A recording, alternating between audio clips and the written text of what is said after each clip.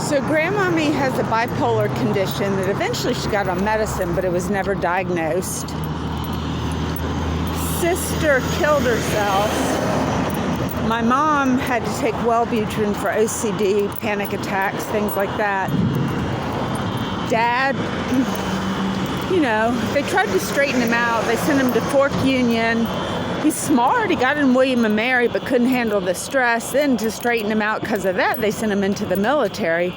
Poor guy, It is really, really tough to have chemistry that reacts so strongly to stress. And, back in that day and age, there really wasn't much psychiatric help for that. I mean, that's the day and age of lobotomies. You just don't even talk about that. You just do the best you can. And so to straighten him up, they sent him in the Marines, and then he did get through tech. But he wasn't good. He had a really, really explosive temper from bipolar. No, can't say that. It's just a Ellis temper. But it's chemical, it's chemistry. And he still to this day can't say it, but he has mental illness. And that's the age that he grew up in.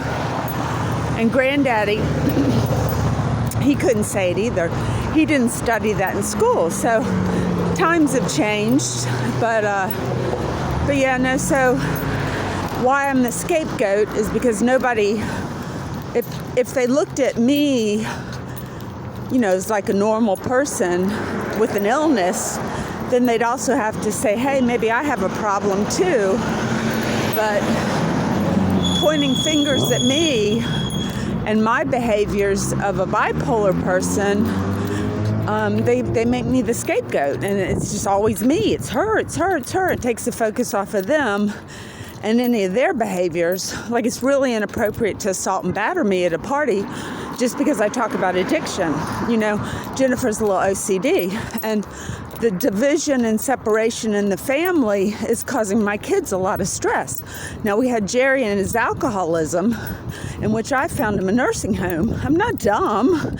Somehow people think retarded goes along with bipolar, but Edgar Allan Poe had bipolar. He went off to UVA and, finding his bipolar 2 condition terrible, started gambling for money to buy drugs to control it and alcohol. And our family say, oh, he was a bad person. He took drugs and alcohol. Well, even back then, they just didn't have anything to help that. But it's changed. I just don't want my kids to be caught in the middle. And Dad was always supportive of Jerry. When I was the one going over there and going to Al-Anon to try to support them and help them through that rough time with their father, and going to NAMI with Mom. See, Mom was supportive because she had some problems too.